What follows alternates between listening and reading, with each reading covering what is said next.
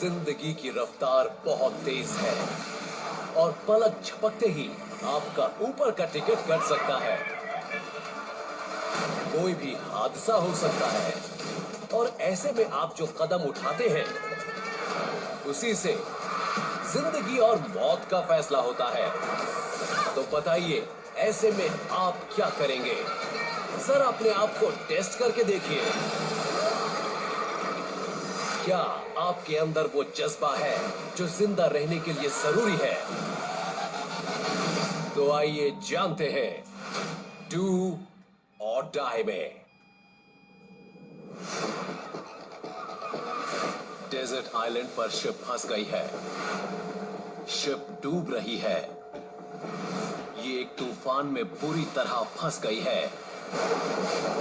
अगर आप ओपन सी में किसी ट्रिप पर जा रहे हैं तो आपके साथ भी ऐसा कुछ हो सकता है।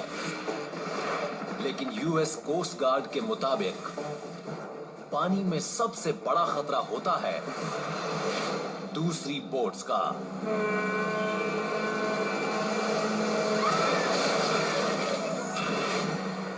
एक मैसिव 40 मीटर की यॉट एक छोटी बोट से इतनी जोर से टकराती है जैसे कुल्हाड़ी लकड़ी को काटती है। लेकिन ऐसा कैसे हो सकता है? ओपन सी में रूल ये है कि दोनों बोट्स को हेड ऑन कोलिजन को अवॉइड करने के लिए राइट टर्न लेना चाहिए। लेकिन एक रूल इससे भी ज्यादा इंपॉर्टेंट होता है, वो ये कि कभी ये मत समझिए कि दूसरी बोट वाले को रूल्स पता है।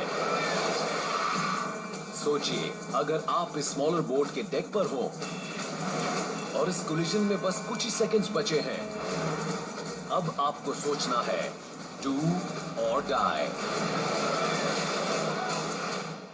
तो क्या करेंगे आप? ए, रेलिंग को अपने हाथों से जोर से पकड़ लेंगे।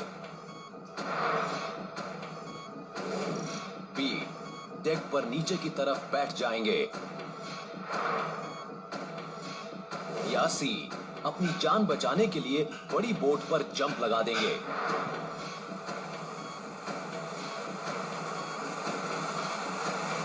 कुछ भी करने से पहले आपको इन बातों का ध्यान रखना चाहिए।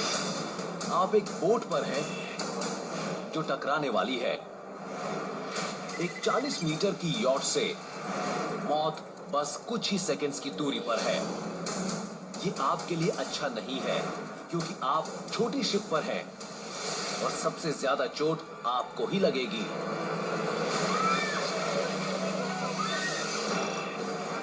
जैसे ही शिप्स टकराएंगी, बोट में मोमेंटम बिल्कुल खत्म हो जाएगा, लेकिन आपकी बॉडी आगे की तरफ जाती रहेगी। ये बिल्कुल ऐसा है जैसे आपकी कार का एक्सीडेंट हो जाए और आपने सीट बेल्ट ना पहनी हो।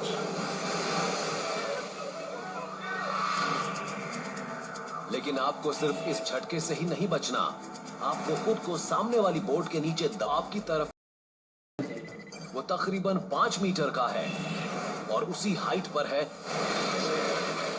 जहां आप खड़े हैं। धूप में एक दिन बिताने के बाद हो सकता है आप रिफ्रेश्ड फील करें और किसी भी चीज के लिए तैयार हो, और आपको तैयार होना भी चाहिए, पूरी तरह तैयार। इनमें से कोई एक चूज कीजिए। ए, बी या फिर सी।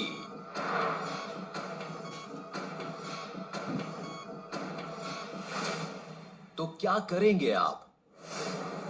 अगर आप सामने से आती हुई इस बोट की टक्कर से बचना चाहते हैं तो हो सकता है आप अपने हाथों से रेलिंग को जोर से पकड़ लें और आपको लगे कि इससे आपकी जान बच सकती है।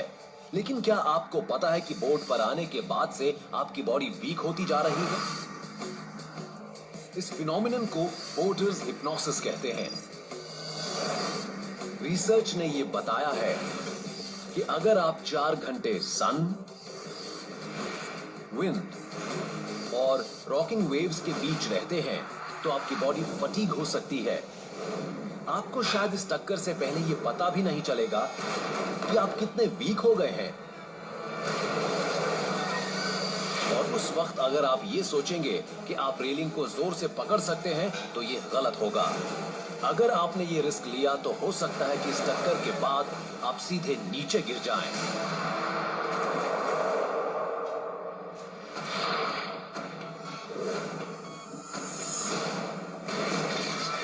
तो अगर रेलिंग को पकड़कर जान नहीं बचाई जा सकती तो हो सकता है कि आपको लगेगा कि इस टक्कर से बचने के लिए दूसरी बोट पर कूदना ठीक रहेगा। आपको शायद लग सकता है कि आप ये कर पाएंगे, लेकिन ये बहुत मुश्किल है। दूसरी बोट पर कूदने का आइडिया बिल्कुल भी सही नहीं है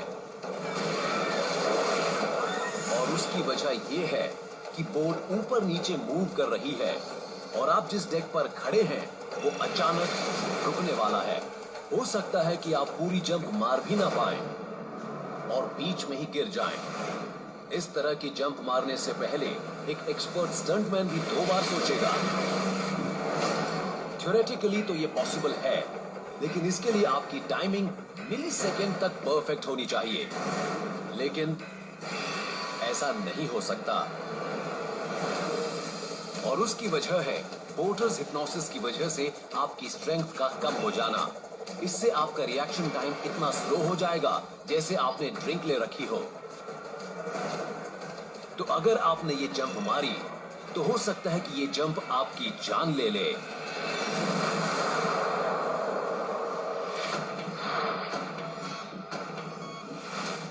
तो फिर आप क्या करेंगे?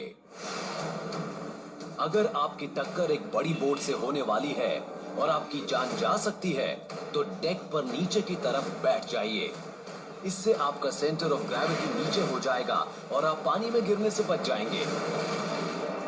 पानी में गिरना इस टक्कर से भी ज्यादा खतरनाक हो सकता है। बोटिंग एक्सीडेंट्स में 71% मौतें बोट से गिरकर डूबने से होती हैं। आप चाहे लेटे हुए हों या फिर बैठे हुए, बोट को हमेशा 3 जगह से पकड़ कर रखिए। इससे आप सेफ रहेंगे। एक लाइनमैन की तरह इस स्टांस से इस टक्कर के टाइम आपकी स्टेबिलिटी इंक्रीज हो जाएगी और चोट कम लगेगी।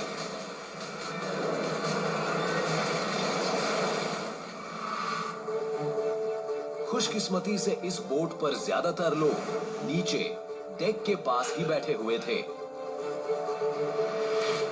तो अगर आप जिंदा रहना चाहते हैं तो एक बात याद रखिए, hit the deck before the deck hits you.